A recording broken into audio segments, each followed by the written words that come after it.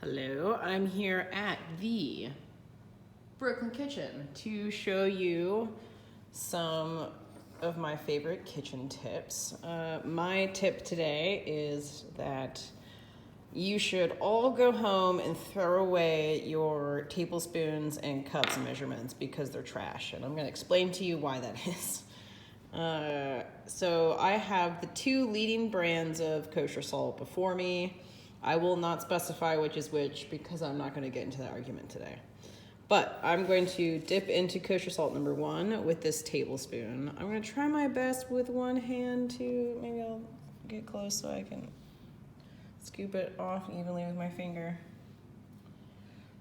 Okay, so just a finger level on this guy, right?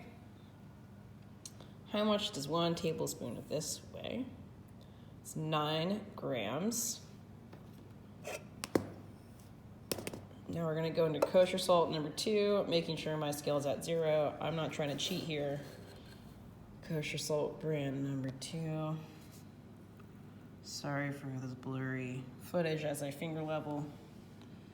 Right. I'm trying to be fair here to all the kosher salt brands. All right, now, how much does this one weigh? Go ahead and guess along at home of what you think this kosher salt will weigh. 18 grams. That is exactly double the amount per tablespoon of salt. How is that possible? Well, this brand of kosher salt has a lot more smaller particulate, if you will, smaller size granules, right? This one, sort of the same, but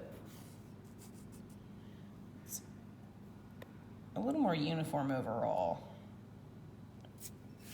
But it has to do with the size of the salt granules, and that each different type of salt or sugar or whatever is going to weigh a different amount in a volumetric measurement.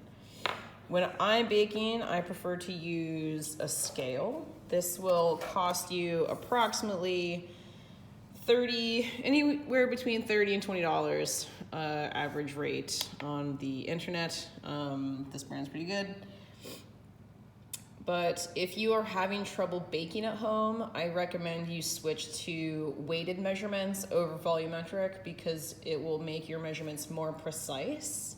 And if you don't have the type of salt that your recipe calls for, if it's a weighted amount, it'll be accurate no matter what type of salt you're using. Even if you're using a fine sea salt, that could also work. And that's my fun tips about volumetric measurements. Go forth and bake.